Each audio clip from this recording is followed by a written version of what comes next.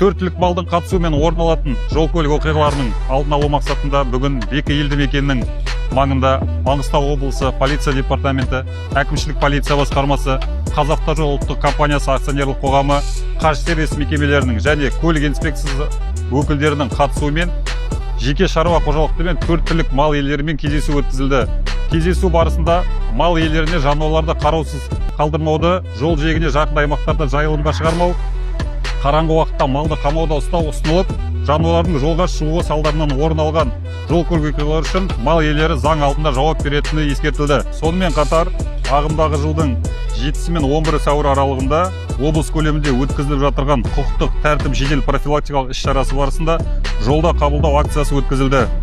Тәртіп сақшылары жол жүрісі қағидаларымен белгіленген талаптардың сақталуы бойынша көлік құралдарын тексеріп, жүргізушілерге құқық бұзушылықтардың алдын алу бағытында профилактикалық жұмыстарды жүзеге асырды.